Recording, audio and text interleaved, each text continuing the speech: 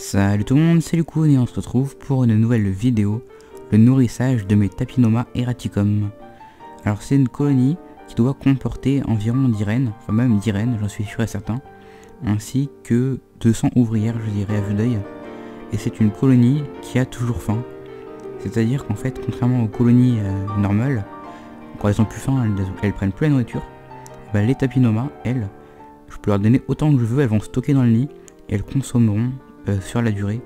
Et du coup c'est vraiment super drôle parce que j'avais décongelé beaucoup trop de drosophiles et en fait je leur ai donné absolument tout ce qui me restait en trop.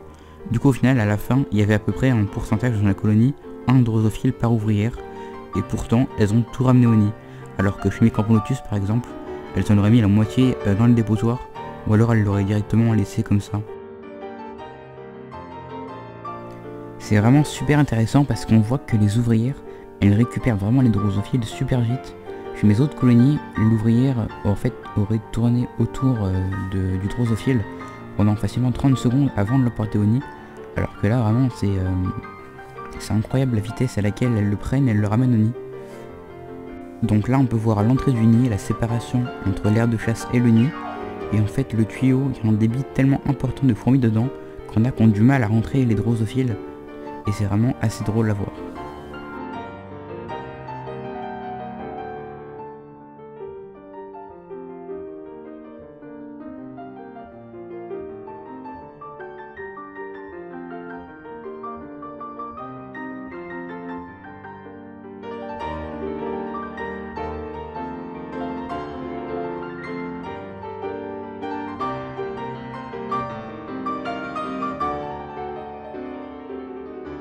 Donc là on passe au nid, donc c'est un nid qui provient de Shearnt House, il est en plexiglas. D'habitude je suis un peu contre le plexiglas à cause de l'électricité statique et tout ça. D'ailleurs j'ai eu pas mal de mortalité chez mes Camponotus nicobarensis à cause de ça.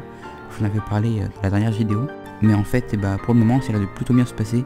J'ai bien rincé le nid à l'eau et l'électricité statique n'a pas l'air d'être un problème. Du coup à voir comment ça se passe à l'avenir. Et sinon on peut voir que depuis la fin de la diapose, les reines ont pas mal répondu, on peut voir vraiment des belles grappes d'œufs sur la face supérieure du nid, parce que c'est là où il y a le câble chauffant, vu que je chauffe par dessus pour éviter la condensation. Et du coup je pense que d'ici 2-3 semaines le couvent commencera à prendre du volume et ce sera assez sympa à regarder.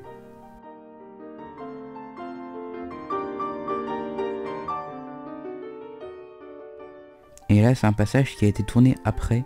J'ai nourri toutes mes colonies en fait, mais en fait il restait des drosophiles. Du coup j'ai jeté tout ce qui restait chez les Tapinoma. Et du coup on peut les voir encore aller ramener les drosophiles, toujours de manière aussi efficace. Et on peut voir que l'aire de chasse est vraiment blindée de fourmis, c'est assez impressionnant à voir.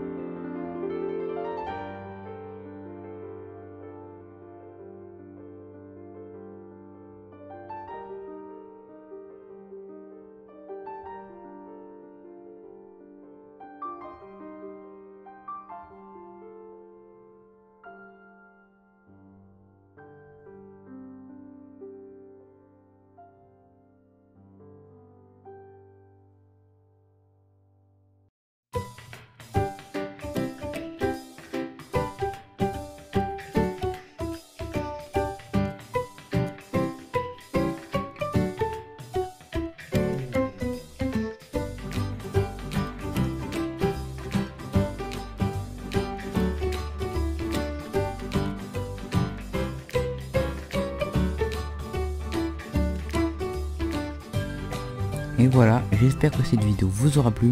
Si c'est le cas, vous pouvez lâcher un like et vous abonner. Et moi je vous dis à la prochaine, c'était Lucun, bye bye.